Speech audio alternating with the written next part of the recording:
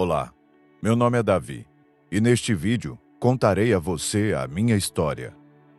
Nasci sob o céu estrelado de Belém, o mais jovem de 8 irmãos, no seio da família de Jessé, meu pai, homem de fé da nobre tribo de Judá.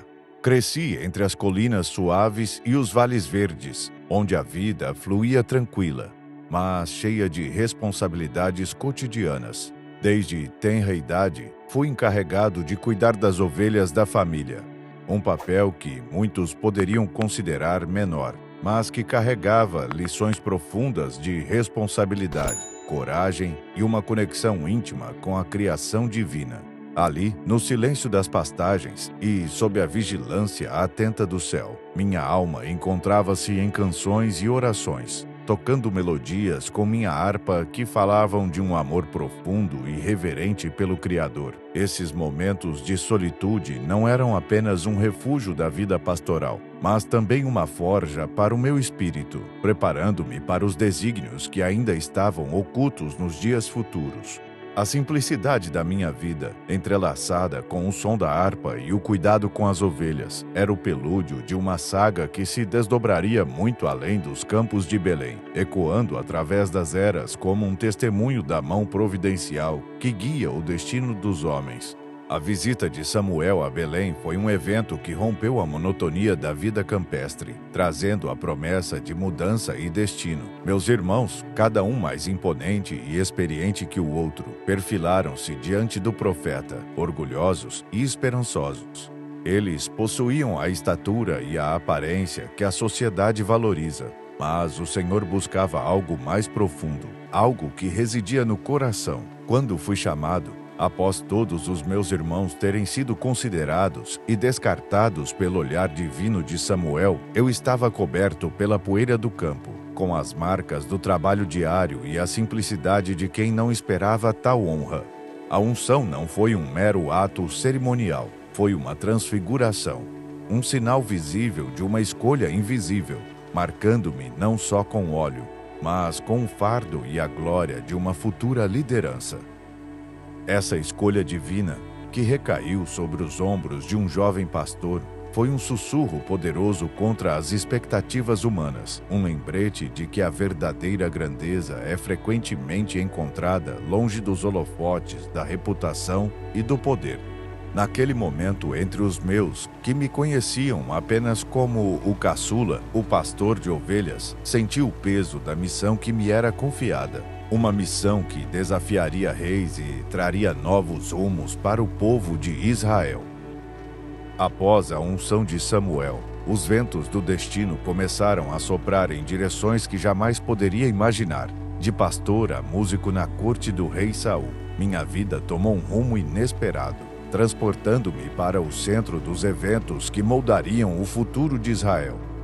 A melancolia que afligia Saul era densa, uma escuridão que só a luz da música parecia dispersar. Minhas mãos, acostumadas ao cajado e à lira, encontraram um novo propósito ao aliviar a alma atribulada do rei. Esses momentos, embora marcados pela tranquilidade passageira das melodias que entoava, eram apenas a calmaria antes da tempestade que se avizinhava. O serviço na corte me ofereceu uma janela para o complexo mundo da política e do poder, onde as alianças eram tão voláteis quanto as sombras ao entardecer. Mas em meio às intrigas e lealdades cambiantes, minha fé e meu coração se mantinham ancorados na lembrança daquela unção e na promessa divina que ela simbolizava. Não era mais apenas o pastor de ovelhas defendendo o seu rebanho contra as feras do campo. Era o ungido, chamado para proteger e liderar um povo, mesmo que o caminho à frente estivesse velado pela incerteza. O confronto com Golias não foi apenas um capítulo em minha vida, foi um divisor de águas na história de nosso povo. Um momento em que o curso de nossa fé e identidade como nação foi desafiado e redefinido. Os filisteus, nossos adversários implacáveis, apresentaram esse gigante de Gate como sua arma final, uma personificação da guerra e do desprezo pelos exércitos de Israel e pelo nome do Senhor. Golias, com sua estatura colossal e sua armadura que brilhava sob o sol como um desafio palpável, proferia suas blasfêmias diárias, sua voz trovejando pelo vale como um constante lembrete da ameaça que pairava sobre nós. Seu desdém não era apenas físico, era espiritual, um ataque direto à essência de nossa crença e confiança no Deus de nossos pais. Eu me encontrava ali, não por acaso, mas por um encadeamento divino de eventos, levando provisões para meus irmãos a pedido de meu pai. O que vi e ouvi naquele acampamento acendeu em meu coração com um fogo de indignação e uma chama de convicção. A zombaria de Golias contra o exército do Deus vivo era intolerável, e enquanto observava meus irmãos e os outros soldados, consumidos pela dúvida e pelo medo, uma certeza cresceu em mim. Eu, que enfrentei feras para proteger minhas ovelhas, senti um chamado inegável para defender a honra do meu Deus e do meu povo.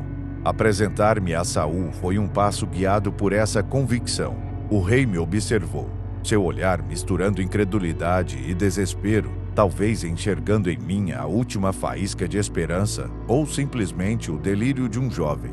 Eu lhe contei das vezes que o Senhor me entregou da pata do leão e da garra do urso. Minha confiança não estava na força ou na experiência, mas na certeza de que a mesma proteção divina que me guardou nos campos estaria comigo contra o gigante.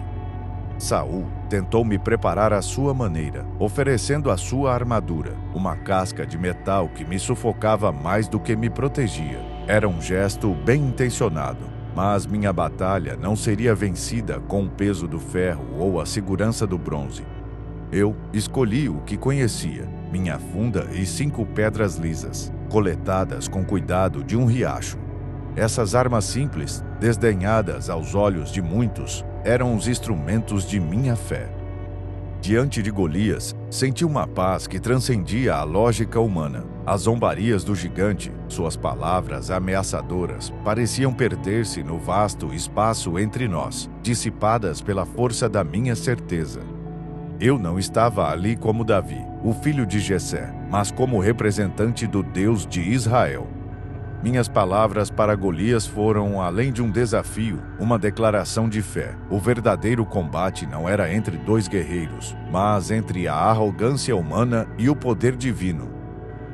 Ao chegar no combate, fui confiante, mas te digo, a visão de Golias teria feito qualquer um reconsiderar. O homem era uma montanha de músculos, uma verdadeira fortaleza ambulante. Os soldados ao meu redor trocavam olhares nervosos, mas algo dentro de mim se acendeu. Não era medo, era uma certeza firme, algo que me dizia que aquele gigante cairia. As pedras que peguei no leito do riacho pareciam ter sido escolhidas à mão pelo próprio Deus para aquele momento. Minha funda, um instrumento tão simples, parecia ridícula aos olhos dos outros diante da espada e da lança de Golias. Mas, como eles não entendiam. Aquilo não era sobre armas, era sobre fé. Quando finalmente fiquei de frente para Golias, o desdém em seu rosto era quase algo concreto, tangível. Ele me zombou, suas palavras cruéis tentando minar minha confiança. Mas cada insulto que saía de sua boca apenas fortalecia minha resolução. Você vem a mim com espada e lança, eu disse, mas eu vou a você em nome do Senhor dos Exércitos. Minha voz, surpreendentemente firme, ecoou pelo vale, um desafio lançado não só ao gigante diante de mim, mas a todo o medo e dúvida que ele representava. Quando lancei a pedra, somei toda a convicção de um povo que acreditava na vitória por meio da fé de Deus à força do meu braço. Foi como um sopro do divino. Tudo se moveu em câmera lenta, a pedra girando na funda, o mundo em silêncio antecipado. Quando soltei a funda, a pedra voou, guiada por uma mão invisível, e acertou Golias bem na testa.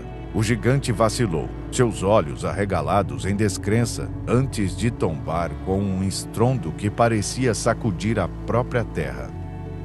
Foi assim que aquele gigante rodopiou no ar e sucumbiu ao golpe da minha funda. A queda de Golias foi o estampido de uma verdade maior. Nenhum gigante é invencível diante da fé verdadeira e da confiança no Senhor dos Exércitos. A queda dele, diante de meus olhos e diante dos olhares atônitos de todos os presentes, foi muito mais do que a derrota de um simples gigante. Foi um clarão de luz penetrando as sombras da dúvida e do medo que envolviam o coração de Israel. Essa vitória não se tratava apenas de uma proeza militar ou do triunfo do mais fraco sobre o mais forte. Era a manifestação tangível da promessa de Deus, uma prova irrefutável de que, sob sua vontade, as improbabilidades se desfazem e os impossíveis se tornam marcos de fé. Minha corrida em direção a Golias, após vê-lo tombar, não foi movida pela necessidade de selar a vitória aos olhos dos homens e no coração de cada israelita. Ao cortar a cabeça do gigante com sua própria espada, eu não estava executando um ato de guerra e simbolizando a derrota completa do orgulho e da blasfêmia contra o Deus vivo. Esse gesto, embora brutal aos olhos contemporâneos, era naquela época um sinal poderoso da inversão total das expectativas. O pequeno pastor havia, além de enfrentado o guerreiro mais temível, assegurado que a mensagem de sua queda ressoasse de maneira clara e forte. A reação imediata dos filisteus, tomados pelo pânico e pela desordem, e a subsequente perseguição pelo exército de Israel, foram apenas as ondas seguintes provocadas por essa pedra lançada no lago da história. A minha vitória sobre Golias reverberou muito além dos campos de batalha, desencadeando uma série de eventos que iriam pavimentar meu caminho até o trono de Israel. Mas, mais do que isso, estabeleceu um precedente de fé, coragem e dependência de Deus, que se tornariam um pilar para o povo de Israel e para todos aqueles que, ao longo das gerações, enfrentariam seus próprios gigantes. O impacto dessa vitória também redefiniu minha relação com Saul e com o povo de Israel. A admiração e o amor que muitos passaram a nutrir por mim vieram acompanhados de inveja e desconfiança por parte de Saul, cujo reinado começou a declinar à medida que sua paranoia crescia. A simplicidade da minha vida anterior deu lugar a uma existência marcada por intrigas palacianas e pela constante ameaça à minha vida, desencadeada pela inveja de um rei que não conseguia ver na minha lealdade a ele e a Deus outra coisa que não uma ameaça ao seu trono. A vitória sobre Golias, portanto, não foi apenas o término de uma batalha, mas o início de uma jornada complexa e desafiadora, rumo ao cumprimento do destino que Deus havia traçado para mim. Cada passo subsequente, cada decisão tomada, era uma teia tecida com fios de coragem, fé e a constante lembrança de que, nos momentos de maior desafio, a força para superar gigantes vinha não de armaduras ou armas, mas da inabalável confiança no Deus de Israel. Minha ascensão ao trono de Israel, após a queda de Golias, não foi um caminho pavimentado com louros de vitória e aclamações ininterruptas. Ao contrário, foi uma trajetória sinuosa, marcada por desafios inimagináveis, provações de fé e períodos de profunda introspecção. A inveja de Saul transformou-se em uma perseguição implacável, forçando-me a uma vida de fugitivo nas próprias terras que um dia fui ungido para governar. Cavernas e desertos tornaram-se meu refúgio, lugares de isolamento onde, paradoxalmente, encontrei uma conexão ainda mais profunda com Deus. Em meio à adversidade, minha fé foi refinada como ouro no fogo. Cada momento de desespero, cada escape por um triz das garras da morte, não eram senão capítulos de uma grande história que Deus estava escrevendo com minha vida. Mesmo perseguido, nunca permiti que o rancor ou o desejo de vingança maculassem meu coração. Saul era, apesar de tudo, o ungido do Senhor, e eu recusei-me a erguer minha mão contra ele. Essa decisão, nascida de uma profunda reverência pelo sagrado e pelo poder da misericórdia, confundia muitos ao meu redor. Em 2 ocasiões, tive a oportunidade de pôr fim à minha fuga, eliminando Saul, mas escolhi preservar sua vida. Esses atos não apenas demonstravam minha lealdade inabalável a Deus e seus mandamentos, mas também plantavam as sementes da minha futura legitimidade como rei de Israel. A primeira dessas ocasiões ocorreu na escuridão úmida de uma caverna em En-Gedi. Eu e meus homens nos escondíamos nas sombras, corações batendo com a tensão de perseguidos. Saul, conduzido por conselhos envenenados e sua própria obsessão, entrou na caverna, sozinho e vulnerável, buscando repouso momentâneo. Meus homens, vendo isso como uma intervenção divina, sussurraram que este era o momento para eu agir, para pôr fim ao meu exílio e reivindicar o que era por direito meu. Mas, enquanto me aproximava silenciosamente de Saul, uma convicção diferente me tomou. Cortar a orla de seu manto foi o máximo que pude fazer. Uma decisão que, no momento, parecia insatisfatória para muitos. Mas, para mim, foi uma prova da minha reverência ao ungido do Senhor. Mais tarde, confrontei Saul à distância segura, mostrando o pedaço de tecido, uma evidência não apenas de sua vulnerabilidade, mas da minha recusa em causar-lhe mal. Esse gesto abalou Saul, levando-o a reconhecer, ainda que momentaneamente, a justiça da minha causa. A segunda ocasião foi semelhante na tentação, mas diferente no cenário. Em Zif, durante a calada da noite, eu e Abisai nos infiltramos no acampamento onde Saul e seus homens dormiam, um véu de descuido e confiança os cobrindo. Lá estava Saul, ao alcance de minha mão, e ao seu lado, sua lança cravada ao chão, um símbolo de seu poder e, paradoxalmente, de sua fragilidade. Abisai, fervendo com a oportunidade de terminar nossa fuga, mal podia conter seu ímpeto, mas eu o detive. Em vez de sangue, escolhi deixar um sinal de nossa presença e clemência. Levei a lança e o jarro de água de Saul. Ao alvorecer, de uma segura distância, revelei o que havia feito, clamando por uma reconciliação, não pela força, mas pela compreensão e pelo respeito mútuo. Essas ocasiões foram mais que demonstrações de estratégia ou de clemência. Foram afirmações profundas do meu compromisso com os princípios divinos que orientavam minha vida. Ao recusar a tentação de matar Saul, eu reafirmei minha fé em um Deus justo e minha crença de que a autoridade verdadeira vem dele, não da usurpação ou do derramamento de sangue. Esses atos fortaleceram minha posição não só aos olhos dos meus seguidores, mas também perante a história, consolidando minha legitimidade como líder e, eventualmente, como rei. Não por ter tomado o poder à força, mas por ter sido fiel aos mandamentos de Deus e ao princípio de justiça e misericórdia. A morte de Saul e de seu filho Jonatas, nas garras sangrentas da batalha contra os filisteus, marcou o fim de uma era turbulenta em Israel. O campo de batalha em Gilboa não foi apenas um palco de derrota física. Foi onde se desenrolou uma tragédia de proporções épicas, tingindo o solo com o desespero de um reino à deriva. Saul, o rei atormentado, cujo reinado foi consumido por sombras e inseguranças, encontrou seu fim não pelas mãos de seu perseguido, mas na amarga derrota frente aos inimigos de Israel. Seu último ato, ao cair sobre sua espada, foi um golpe final de desesperança, um adeus melancólico a um reino que ele não conseguiu unir ou proteger. Mas foi a perda de Jonatas que golpeou meu coração com uma dor aguda e profunda. Mais do que um amigo, Jonatas foi um irmão em espírito, cuja fé inabalável e amor transcenderam os labirintos complexos de nossa realidade política. Nosso vínculo, forjado não só na camaradagem, mas também na partilha de um futuro visionário para Israel, foi cortado bruscamente, deixando um vazio que palavras não poderiam preencher. A notícia de suas mortes chegou a mim como um sopro gélido, trazendo consigo o peso da responsabilidade e a inevitável transição para o trono que o destino havia reservado. Este período, após a queda de Saul, foi um caminho repleto de espinhos, exigindo de mim habilidades de guerreiro, mas também de estadista.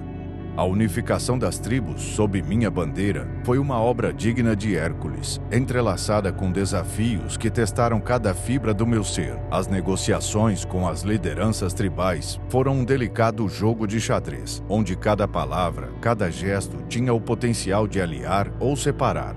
Com algumas tribos, as conversas fluíam como riachos tranquilos. Com outras, era como escalar penhascos íngremes, onde o menor deslize poderia significar queda livre. Além das batalhas diplomáticas, confrontos físicos eram uma constante. Os filisteus, aproveitando-se do vácuo de poder, avançavam com a voracidade de lobos sobre um rebanho desprotegido. Cada vitória sobre eles era um tijolo a mais na construção do meu reinado, um testemunho da minha determinação em proteger Israel a qualquer custo. Mas talvez as batalhas mais desafiadoras tenham sido as espirituais. Em noites insones, questionava-me sob o manto da escuridão: estaria eu à altura da tarefa designada por Deus? A sombra de Saul, com seus erros e tragédias, era um lembrete constante do que estava em jogo. No entanto, em cada dúvida, em cada temor, encontrava força na fé e na promessa de um pacto divino, um farol que me guiava através das tempestades. A jornada até o trono foi uma trama complexa de triunfos e tristezas, entrelaçada com a rica textura da experiência humana. Cada negociação delicada, cada confronto, cada momento de introspecção espiritual foi mais que um passo em direção ao poder. Foi também uma lição imortal sobre a natureza da verdadeira liderança. Em meio a esse turbilhão, aprendi que reinar não é apenas governar, é unir corações e mentes em torno de uma visão comum, forjada no crisol da fé, da coragem e da compaixão. Jerusalém tornou-se o centro político do meu reino e o coração espiritual de nossa nação. A transferência da Arca da Aliança para Jerusalém foi um ato que simbolizava nossa identidade coletiva sob Deus, reforçando a aliança entre ele e o povo de Israel. Este gesto foi tanto uma declaração política quanto espiritual, afirmando minha autoridade como rei e a soberania de Deus como o verdadeiro Senhor de Israel. E falando na Arca da Aliança, o seu transporte até o coração de Jerusalém não foi simples como uma caminhada no parque. Não foi mesmo. Era mais do que um mero deslocamento físico. Era uma jornada carregada de significados, repleta de sobressaltos e momentos de profunda reflexão. A arca, esse símbolo sagrado de nossa aliança com Deus, repousava antes em Kiriat Jearim, aguardando seu destino final, como que adormecida em seu silêncio sagrado. Decidi então, com o coração inflamado pelo desejo de ver Israel inteiro sob a bênção divina, que era chegada a hora de trazer a arca para Jerusalém, a cidade que escolhi para unir as tribos fragmentadas de Israel.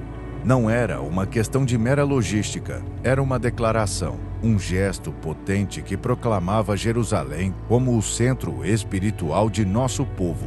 Mas, veja bem, os caminhos de Deus são cheios de mistérios e suas lições, às vezes, vêm disfarçadas de tragédias. A primeira tentativa de transportar a arca foi um episódio que jamais esquecerei. Colocamos a sagrada arca num novo carro, conduzido por bois, um espetáculo de festa e reverência que logo se transformou em horror. Uzá, um dos homens que acompanhava a arca, estendeu a mão para segurá-la quando os bois tropeçaram. A ira do Senhor se acendeu contra Uzá por esse ato, e ele caiu morto ali mesmo. Esse momento foi como um raio que partiu o céu ao meio, uma lembrança súbita e terrível de que a santidade da arca não era um assunto trivial. A morte de Uzá fez meu coração se retrair, temeroso e confuso. Decidi, então, deixar a arca na casa de Obed-Edom, o geteu, enquanto buscava entender a vontade divina. E não é que, durante os 3 meses em que a arca permaneceu com Obed-Edom, sua casa foi abundantemente abençoada. Isso reacendeu em mim a chama da fé e a certeza de que, se respeitadas as devidas ordenanças, a presença de Deus traria bênçãos sem medida. Com o coração renovado e uma humildade aprimorada pela lição, organizamos uma nova tentativa. Dessa vez, a arca foi carregada nos ombros dos levitas, conforme as instruções divinas, com a reverência e o respeito que lhe eram devidos. E que festa foi essa jornada! Sacrificamos bois e novilhos a cada 6 passos. dançando e cantando com toda a nossa força para honrar a Deus. Eu mesmo, vestido apenas com um éfode de linho, dançava diante da arca, sem me importar com mais nada além da minha alegria perante o Senhor. Ao fim, a Arca da Aliança encontrou seu lugar em Jerusalém, marcando um novo capítulo para Israel. Esse transporte não foi apenas a movimentação de um objeto, foi o transporte de nossa fé, a materialização de nossa união sob uma nova era, sob as bênçãos e a guia do Altíssimo. Cada passo nessa jornada, cada contratempo e celebração, foi um lembrete de que a fé, mesmo que testada, é o alicerce sobre o qual construímos nossa existência, sempre voltados para Deus, mesmo nas adversidades. Voltando ao meu reinado, ele não foi isento de falhas. Confrontei desafios internos e externos. Cometi erros e enfrentei as consequências de minhas ações. Contudo, em cada momento de dificuldade, procurei voltar-me para Deus, buscando sua orientação e perdão. Meus salmos, nascido das profundezas da experiência humana, da alegria exultante às profundezas do desespero, são um testemunho da minha jornada espiritual, um diálogo contínuo com o divino. Obrigado por ter ouvido a história de minha vida, do pastoreio de ovelhas aos salões do palácio. É uma narrativa de fé, redenção e a busca incansável pela justiça e pela paz. Como você viu, minha batalha contra Golias foi apenas o início de uma longa caminhada com Deus. Uma jornada que me ensinou que a verdadeira força não reside no poder do braço ou na astúcia da estratégia, mas na firmeza da fé e na certeza da misericórdia divina. Que Deus lhe abençoe. Aproveite para curtir o vídeo, se inscrever no canal e ativar o sino das notificações.